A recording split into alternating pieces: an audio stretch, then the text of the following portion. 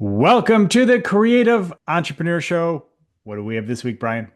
Hey Rosh, happy to be here. We are two creative guys talking AI. And I got a follow up on my project I was talking to you about last week. I want to chat about here a Oh, little bit. nice. You Yeah, the yeah. car. Okay, I good. uh I cracked into Claude and I got, a little bit into it, but I actually want to talk about what's coming with soon with Claude and go into a little deeper about the computer use function that I know we touched on a few weeks back. Yeah, yeah. Lastly, the holiday season's coming up. Obviously, Thanksgiving is on its way and Halloween's gone, so everything has exploded holiday everywhere. Hmm. And we've been using AI in the house really to get our whole holiday season plan in order. So I want to talk to our audience about that and Hey. just some different outside of the box, ways that you can go ahead and use that. What do you have going on? Well, I want to talk about the big problem that ChatGPT has overcome, and then also talk a little bit about some other AIs that should be coming out and asking the question, have we hit a plateau of some sort? And then Hmm. another part, I want to get into some of the old school entrepreneurial talk that those of you who have listened to this show for a while, because of AI in this world of AI, should you still be charging hourly? And I kind of want to dig into that because that's kind of an old topic on this show that I think we have some good insight on. I love it. Yeah, and that's a really good perspective on just how creatives work and how they Yeah. interact with. Yeah. So awesome. All right, very good. So Claude, now I signed up for it. I didn't do the full paid version and I interacted with it. And in the past week I used it sometimes, it's the same as ChatGPT. Hmm. Found it very similar in its functionality. But where it has really, really piqued my interest is, we've talked about this for the past, few months where eventually our AIs are going to, start to use other AIs Right. and get, interesting in that kind of way. And Claude is starting to really break down that border of actually having an AI use your computer for you. Yeah. And what they call, you're prompting the computer to, tell the mouse exactly where to click and what to do. Hmm. And it's starting to use its reasoning and its intellectual ability to take those prompts and figure out how to do things on the computer for you. Now, one of the things that we did see is that it's currently at about a toddler's level right now. Hmm. There was a test done and it rated itself. It ranked about 14.9% proficiency at using a computer, whereas the average human right now is in that 70 to 75% world. Right. Right. Right. So, I mean, it's basic in what it can do, but this is starting to knock down the door on what's next. We've seen all of these AIs in the last 3 years now, kind of go from crawling to walking to sprinting in an absurdly quick amount of time.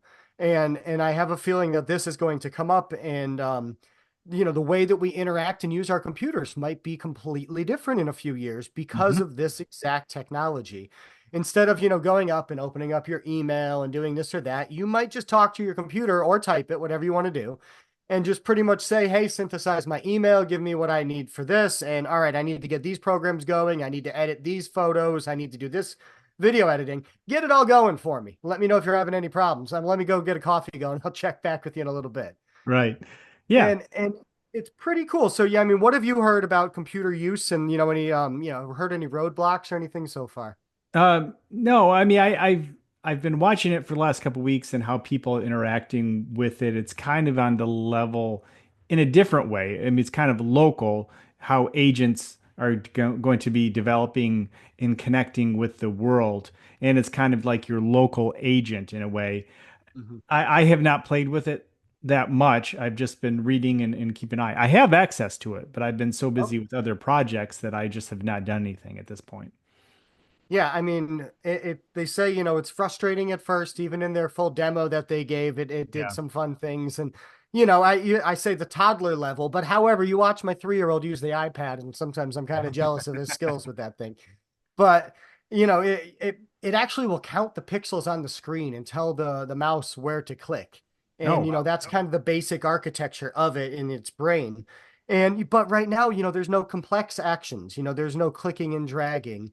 There's Right. no zooming. So like again, it's very, very basic level, but they're starting to crack, break this down because this is going to change, if anybody who's sitting at their desk in a monotonous job where pretty much their job is to click here, click there, if you better learn how to use this and how to harness it and stuff before your boss figures it out. And, Yeah, you well, know, just like the basics, you have to start somewhere and learn how to do the basic stuff, whether really any software program. If you have used something, say, like Photoshop since the beginning, each iteration has just been a nice little step along the way, but you really have the good foundation of it. So if you can start now and allow the AI to work with you, even if it's just a basic function, just knowing how to go through the process, that makes yeah. you an expert, and now when the next function comes out, you're a little bit better and you don't have to start from square one. Right. Yeah. And then, again, that's pretty much the purpose of this podcast is to let people know what's coming and so that they could stay sharp on these next tools and stay as relevant and as productive as possible. And actually, Yeah. instead of the fear of losing any job or losing anything to it is you're actually, no, you're more powerful and more proficient now. Yeah, because you So, can do more ex- things. Absolutely. And more yes. effective. Yeah. So speaking of doing big things, ChatGPT overcame a big problem recently. What do you have? Yeah, well, the big problem Chat GPT overcame is the name Chat GPT. Well, you've overcome saying it over the past Yes, year. thank you. To you calling me out. Thank you. I am very, very mindful of it. But from this point on, all I have to do is say chat Uh, because OpenAI bought chat.com, and right. that was probably the best darn thing they could possibly do. They spent a lot of money, but I this is not confirmed, but I had heard 12 million. Wow. I read that that's just a headline I read. Again, that should be double checked, but still, it probably was worth it because Yes. that four-letter domain simply, it's kind of like, again, the whole idea of Kleenex, Google it, I want to chat, you go to chat.com and you're automatically connected with it. And it automatically works now. You can just put in chat.com and it'll go right to chat GPT. So that is huge. And I think from a marketing perspective for the future, I think that's going to be very helpful. Yeah, Which it leads, definitely needed a marketing refresh and update. I mean, just so many people were just struggling with like, what did these letters even mean? And at the end of the day, they don't really mean anything to us. I mean, yeah, to the, right. the programmers and everything, but the chat, that does. Yeah, absolutely. So, that leads me to the point of now kind of at a plateau. I've been really thinking about that. And Hmm, we're not at a plateau totally. We've been talking about recently how far this is going to go and how fast. Now we're moving fast, but it's kind of like how far does it need to go to be practical every day? right. How fast does your car need to go? And yes, okay, a little bit better steering. Let's improve the acceleration, the Perfect analogy. torque, little things here and there. But ultimately, how far does Yeah. it need to go where before it's just everyday practical? And I think for the most part, for a lot of things, we're really close. Now, if you're getting high level in coding, yeah, okay.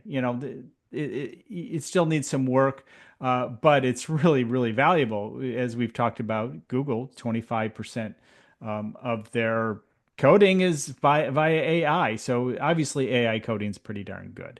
Right. But we have, a Gemini 2.0 rumored to come out. The next preview point oh it'll be not preview anymore. It'll be ChatGPT o 01, and that's rumored coming soon too. So it's going to provide some better reasoning, but is it how much more do we need? What do you think? How much more do we really need, Brian? Right. I mean, how much more can we perceive that it is even better? Let's put it Right. that way. Yeah, You know, that's a good there's point. there's only so complex of a question we can ask to be able to get that much of a complex answer. Now, do we maybe take some of our previous roadblocks and then test these new iterations and see if those roadblocks have been pushed through? Maybe that's a way we could kind of put our finger on how much better it is. But really, you get in a 500 horsepower Mustang or a 700 Yeah. horsepower Mustang. Either way, you're still holding on for dear life. So, Exactly. I love that car analogy, but I feel like with some of these different ones that are coming out, it's almost kind of like, you got your classic, internal combustion cars, and then it's like, okay, now we're comparing it with electric cars. It's Yeah. like, apples to oranges in different ways. Yeah. But at the end of the day, it's still practical. It's going to get you where you need to go. So, I'm less and less impressed by each iteration that comes out, Yeah. even though I'm sure the numbers behind the scenes are supporting of how much better it's doing, but it's Right. already been really darn good. Yeah, when it's already read the entire internet, how much more of the internet can it read? Well, I mean, it can't. I mean, that much other than it's reading more of the stuff it's produced itself. So because so much more of the internet's being produced by AI. But, Yeah. I think that for the most part, it's going to be the agents like we talked about. It's going to be the specialty AIs that will really do the deep learning. And, the chat.com will be the interface that will Mhm. connect with the other agents or the other uh, specialty tools. And, you may pay for those. You may have to have subscriptions to the specialty tools to connect to with your favorite LLM, whatever it may be. Mhm. It's going to be interesting how it forms. And if eventually they're going to have faces. It's not just going to be this blob speaking at you. It's going to have more personality. It's going Right. to be a gradual, but going again, back to it. How much more do we need? Yeah, tweaks, a few steps. But for everyday use, I think we're about there. Think we're getting there. Yeah, it's really good. And it's becoming more commonplace that people just know that they use this and interact with it. I'm getting less people that, seem very, very peculiar about it. When I talk about it and they're like, what is this great thing? Oh, yeah, no, I'm already using that for this. I'm using, Yeah, so right. it's getting out there quickly. Yeah, and you're often surprised who is. So, Right. Yeah. Yeah. and how they're using it. You say, oh, wow, that's a great idea. Never thought about that. Yeah. So good. So what do you got next? Well, Yeah. on that note, exactly. This is the useful Chat GPT section of our show where I want to just take, my family, we very much adapted it under our roof. And um, even when like a challenge came up of, my son's now in a nature school, and we got an email, that came in saying, hey, we're going to do a little mock Thanksgiving for the kids. And, we're going to have a meal and everything. We ask each family to participate. And my wife is, all of a sudden there's that Pinterest pressure of, being the creative, clever, family that brings in something that's useful. It's not a mess for all these kids. And she gave all the caveats of what the situation was. And it gave like five really, really cool different type things. Nice. And I couldn't tell you any of the five right now, but she just told them to me before. But I tell you, Rosh, they were great. But if you're listening to this and you have kids or you have, anyone in that kind of situation, instead of trying to pour through Pinterest or Googling it, put it into ChatGPT or GPT search and see what answers, you're able to come up with. So past that, when this holiday season coming up, we all have, a list of people in our head that we need to get holiday gifts for. And, we don't just want to open Amazon.com and see what's 30% off and see what works in the age range and just click. Because what I've noticed the last few years in the holidays is a lot of repeat gifts of, Mm. different people from different sides of the family, because that's like the hot Amazon gift for a 3-year-old, a 4-year-old, Right, 5-year-old. right, right. And, not saying that that's a bad thing.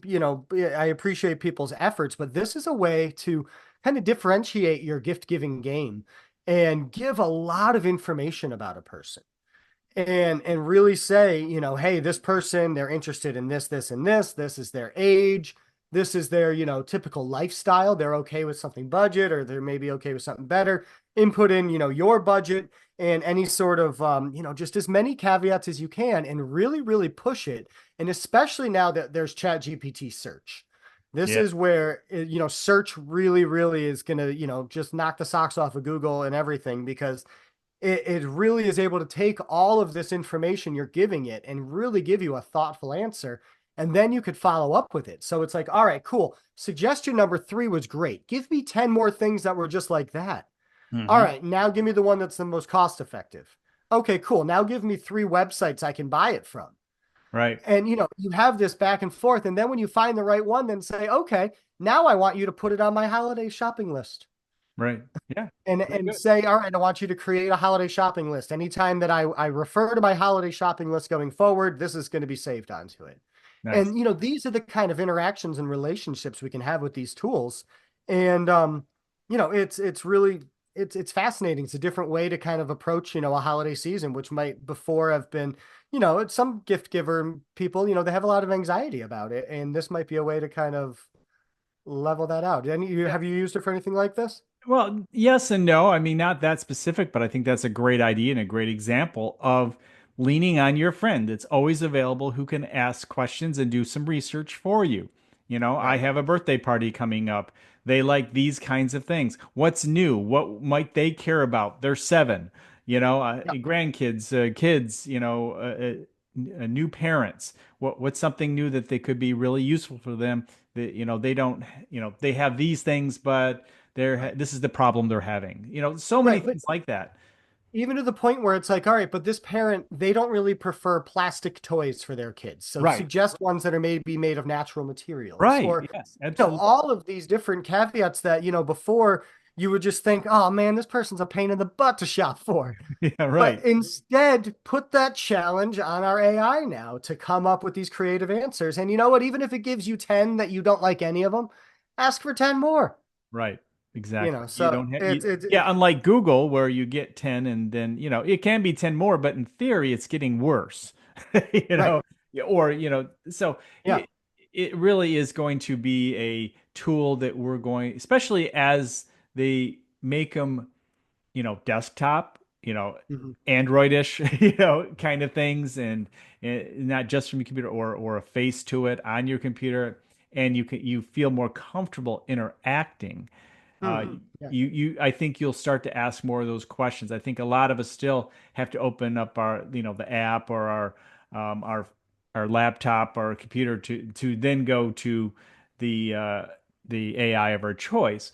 But this is going to become easier and easier over time, I think. And like we've said, I think from day one, the theme it's going to be in your toaster, and it really will.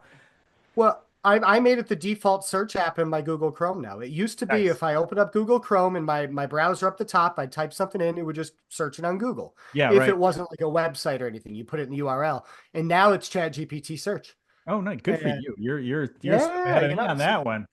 a Nice. little hack here for the audience if they want to add it in. But yeah, as soon as GPT search came out, it was like a pop-up that showed up in my Chrome saying, "Hey, do you want this to be your default?" I'm like, "Yeah, you know what I do." And Oh, in it's been Chrome, done no that. less. I know from Chrome, it sold Oh, itself out. I love it. wow. So, All all right, right. you've got one last topic here today, Yeah, correct? yeah. So, should you charge hourly? And we've always Yes. had this conversation in general as creatives. Look, sometimes you get really good at something, and charging hourly just is not practical because look, you have the skills that other people do not have. Charged by the project or Right. by an element, like with photography, charged by the image versus how long it took. Because, if you, for example, if you charge with photography hourly, well, then people are just going to push you rather than allowing you to do your best work. But if you do a really Right. good job, who cares how long it took you? But if I do really well, you may want to buy more images. So I'm rewarded for my productivity. And even if we get done earlier, you get to go home earlier, in not penalized Right. for that. And the thing is with AI, there are a lot of things we can do now a lot faster Photoshop wise, a lot faster in creation, and even cutting something out, uh, to put it on white, it's instant now, where before Right. you may have to draw around it Yep. exactly step by step. And so if you're charging hourly, you're not doing yourself a service or nor your business a service. So you want to be able to charge properly for the value of what it is. Right. The value of that image is so much money. The value of that action is so much money. And then as you get better, hey, you get rewarded for your productivity, and the value is still the same to the client. So have you had experience in that realm A with your business? 100%. So this is exactly how we run our company is on the flat rate system. Hmm. So my previous, life and world before running a social media company, I was a manager at a quick lane at a very busy Ford dealership. Hmm. And every one of the actions, whether it was swapping out a wiper or doing a fluid exchange or an oil change, had a set amount of time. Oil change, 0.3 hours. Oil change entire rotation, zero point 0.6. Hmm. Now, I didn't care if my technician was proficient enough to get it done in 10 minutes or if it was still the full 45 minutes. Now, I did care if it took them 2 hours and it was a Right. 0.45, job, but they knew they were being paid that flat rate, no matter how fast they got it done. So many of these technicians could make over 8 hours in an 8 hour day. So Hmm. that's that same thing that I extrapolated out to my company. And all of our employees, I say, hey, all right, you're the graphic artist for this. Here's what our budget is, and it's a 2.5 hour job. 2.5 hour job. Right. In And quotes. ultimately, your goal should be to get this done within 2.5 hours. But if you get so good that you do this in an hour, it wouldn't be fair to you to only pay you an hour for that. Right. It's a 2.5 hour job. Right. So that's exactly how we run everything. And then as soon as the AIs and everything came out, I hold AI trainings with my employees all the time. I Yeah. want to empower them to be as efficient as possible because at the end of the day, if they're making that whatever the set money was ahead of time, but they're doing it more efficiently, what that means is I can take on more work, give them more, pay them more, and I'm not, they're using less hours in the day. Everybody wins. Yeah, absolutely. And this is, there are certain creative things that we do as creatives that we want to take our time on. But there Hmm. are elements, especially when you've decided that you want to make your passion your career, there are elements of it you do not want to spend a lot of time on. And if you can become more efficient with those things, you can spend more time being creative too. Right. And that is worth it. So learning how to embrace these tools so you can be more creative and in some cases more productive, and in hopefully many cases make a little bit more because you can do things you couldn't do before. As I mentioned with digital photography, that's worked. Photoshop, that's helped. There's so many different tools that have come along that have been game changers that allowed creatives to do more than they could do before and expand into new areas, which allowed them to make a better living. Yeah. And that's the kind of utopia side of the AI. And Sure.